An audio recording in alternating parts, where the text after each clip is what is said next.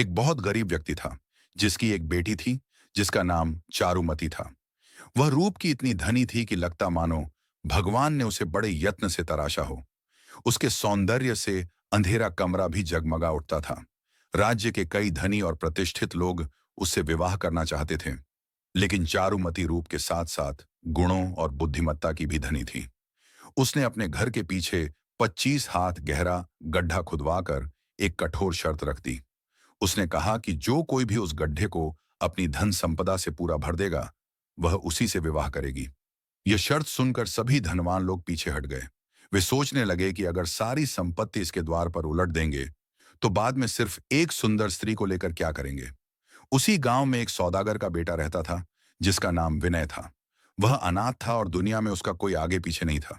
चारुमती के रूप को देखकर वह पागल हो गया। उसने अपने घर में जो भी रुपया, पैसा, रत्न, माणिक और मुक्ता था, वह सब लाकर उस गड्ढे में डाल दिया। पर वह गड्ढा नहीं भरा। तब विनय ने अपनी बची हुई जमीन जायदाद तक बेच दी और उस गड्ढे को भर दिया। इस प्रकार चारुमती ने उससे विवाह कर लिया और वे सुख से रहने लगे। विनय बचपन से ही विलासिता में पला था।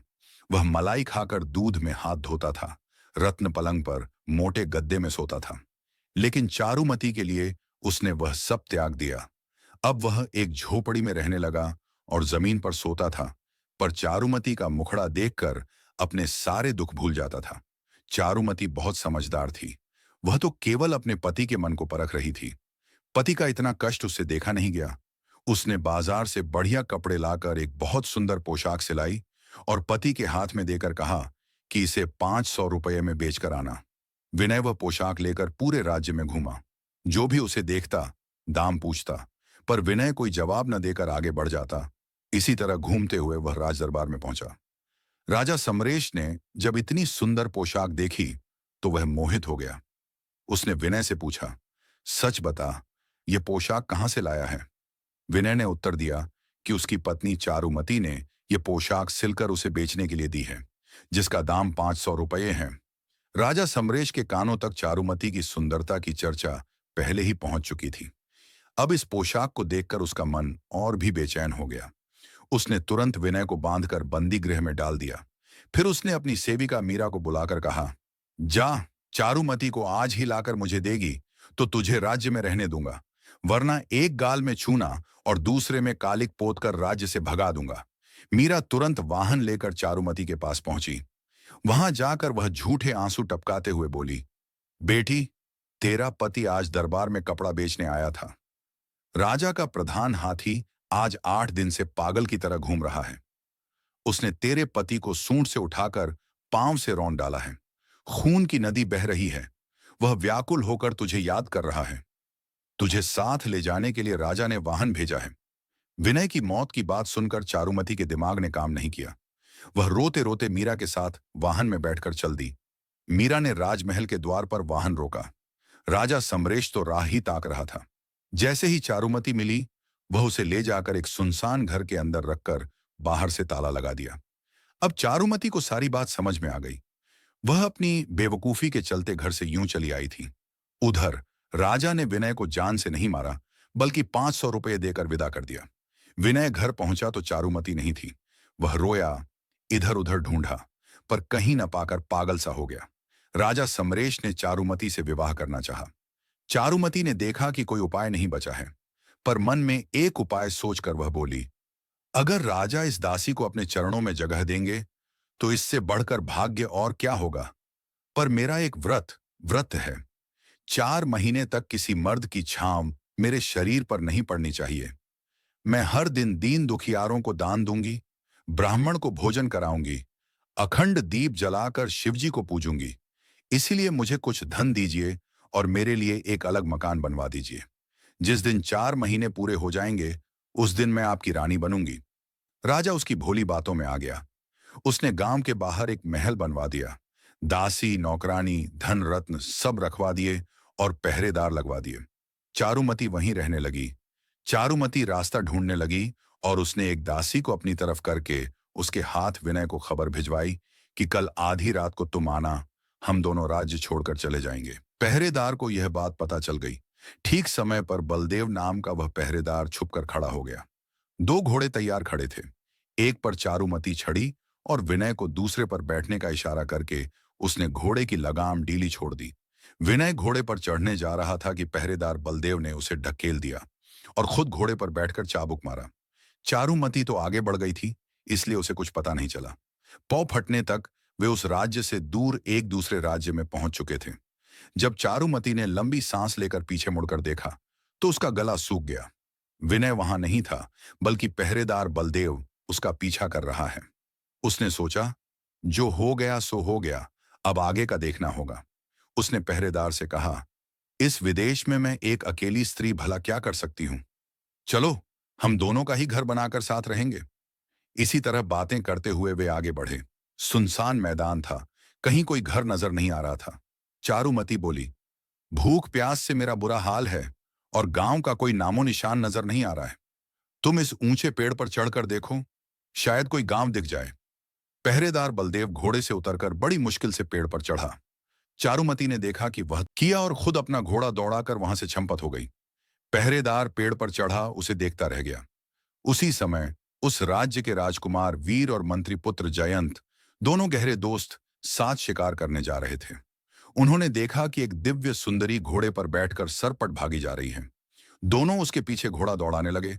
मंत्री पुत्र जयंत आगे बढ़कर रास्ता रोककर खड़ा हो गया। उसके रूप को देखकर दोनों विभोर हो गए।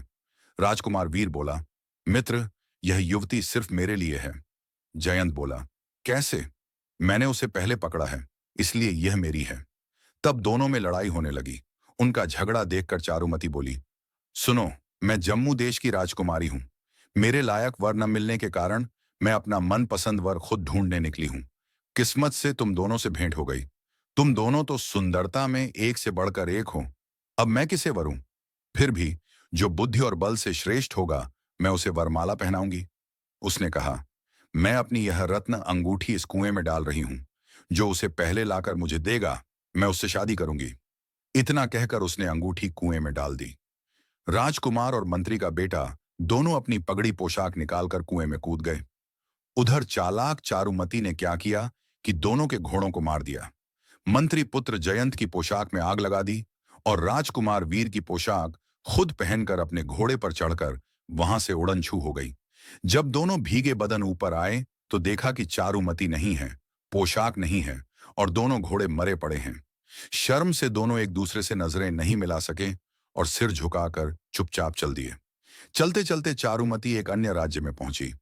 वहां के राजा की मौत हो चुकी थी और उनकी कोई संतान नहीं थी।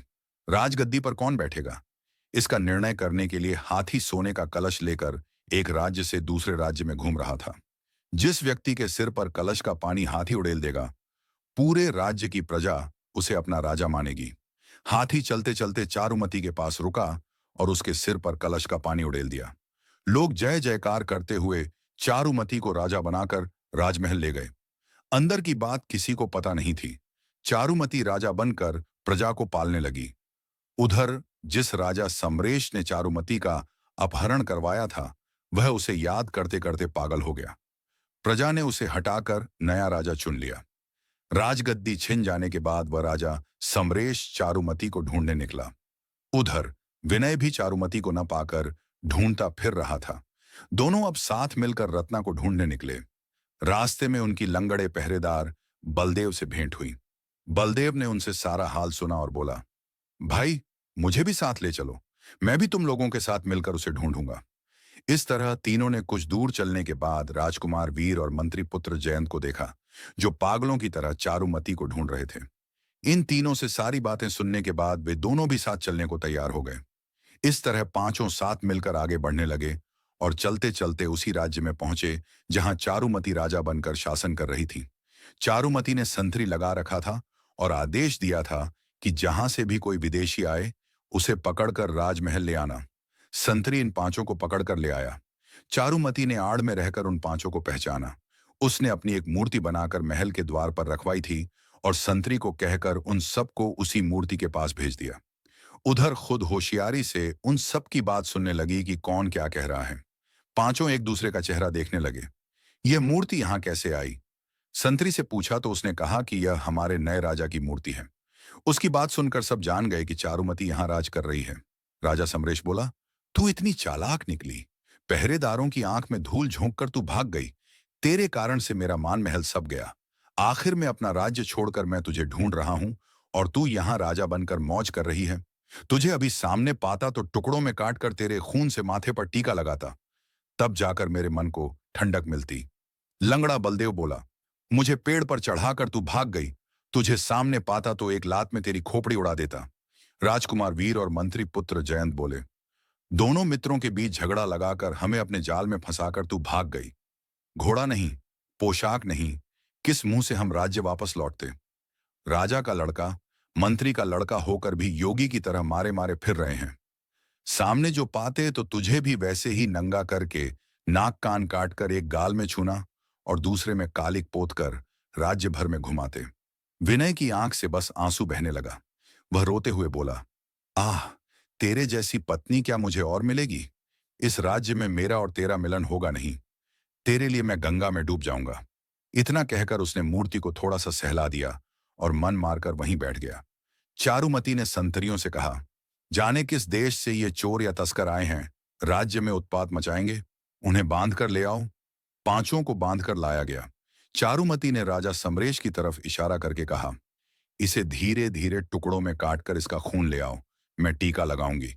लंगड़े बलदेव को दिखाकर बोली, इसका सिर मेरे सामने ही लात मारकर चूरा बना दो।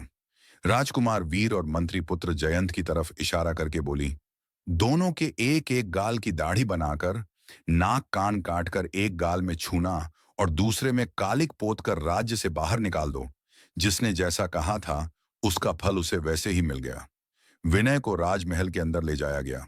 सुगंधित तेल लगाकर उसे नहलाया गया, पीतांबरी पहनाया गया और चंदन फूल से उसे सजाकर तैयार कराया गया। फिर राजमहल के इष्ट देवी के मंदिर में उसे ले जाया गया।